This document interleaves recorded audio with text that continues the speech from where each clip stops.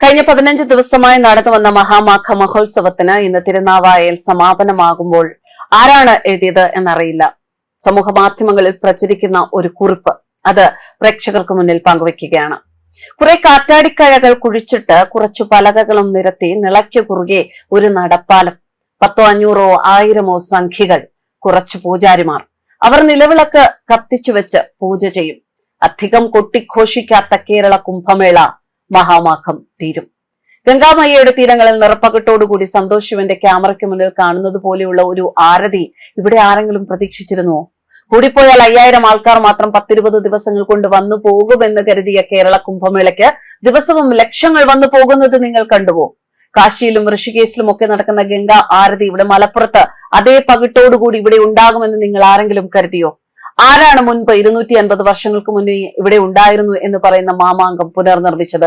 ഉത്തർപ്രദേശിൽ യോഗി സർക്കാർ 10,000 കോടികൾ മുടക്കി അടിസ്ഥാന സൗകര്യങ്ങൾ ഒരുക്കി കോടിക്കണക്കിന് ആൾക്കാർ വന്നു പോകുന്ന കുംഭമേളയ്ക്ക് വേണ്ടുന്ന സഹായങ്ങൾ ചെയ്യുമ്പോൾ ഇവിടെ കേരളത്തിൽ മലപ്പുറത്ത് ലക്ഷക്കണക്കിന് ആൾക്കാർ പങ്കെടുത്ത ഒരു ഹൈന്ദവ മേള സംഘടിപ്പിച്ചതും അത് ഇതുവരെ യാതൊരു ബുദ്ധിമുട്ടുകളും അസൗകര്യങ്ങളും വരാതെ ഏറ്റവും വൃത്തിയായി നടപ്പിൽ വരുത്തുന്നത് ആരൊക്കെയാണ്?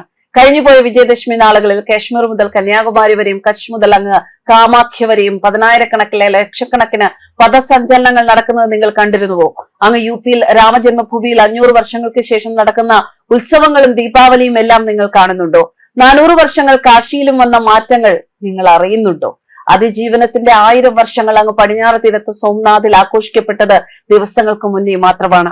ഈ മഹാരാജ്യം അതിന്റെ സ്വത്വം വീണ്ടെടുക്കുകയാണ്. ഇതിൽ ഭക്തി മാത്രമല്ല രാഷ്ട്രീയവും വ്യക്തമായുണ്ട്. ജാതി പറഞ്ഞു ഭിന്നിപ്പിക്കുന്നവരെ അവർ ജാതി നോക്കാതെ തിരുനാവായൽ കൂടിയെങ്കിൽ അവർ അവരുടെ നിലനിൽപ്പിന്റെ രാഷ്ട്രീയത്തിൽ കൂടി ഒന്നിക്കുകയില്ല എന്ന് നിങ്ങൾ കരുതുന്നുണ്ടോ? 2047 എന്നൊരു ലക്ഷ്യം നിങ്ങൾ വെളിപ്പെടുത്തിയിട്ടുണ്ട് എങ്കിൽ തീർച്ചയായും അതിനെ മറികടക്കാൻ കഴിയുന്നവർ തന്നെയാണ് ഈ പറഞ്ഞതിന്റെ എല്ലാം പിന്നിലും.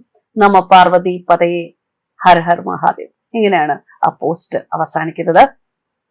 കഴിഞ്ഞ ദിവസങ്ങളിൽ വളരെ പ്രമുഖരായ പലരും, ഡയറക്ടർ വിജി തമ്പി, അതുപോലെ ശോഭാ സുരേന്ദ്രൻ, സോന നായർ, അങ്ങനെ ചലച്ചിത്ര രംഗത്തെ പ്രമുഖരായിട്ടുള്ള ഒരുപാട് ആൾക്കാർ, നിരവധി പ്രമുഖരായ ആൾക്കാരാണ് കുംഭമേളയിൽ വന്ന് പോയിട്ടുള്ളത്.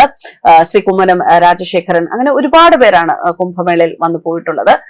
ശരിക്കും ഒരു ഹിന്ദുവിന് എന്താണ് അവരുടെ സ്വത്വം എന്ന് മനസ്സിലാക്കാനുള്ള ഒരു അവസരമായി കുംഭമേള മാറി എന്ന് തന്നെ വേണം കരുതാൻ. അടുത്ത വർഷവും തിരുനാവായയുടെ തീരങ്ങൾ തന്നെ കാത്തിരിക്കും ഈ കുംഭമേളയിൽ ഹിന്ദു ഒന്നിക്കുന്നത് കാണുന്നതിനായി. ന്യൂസ് ഡെസ്ക് കർമ്മ ന്യൂസ്.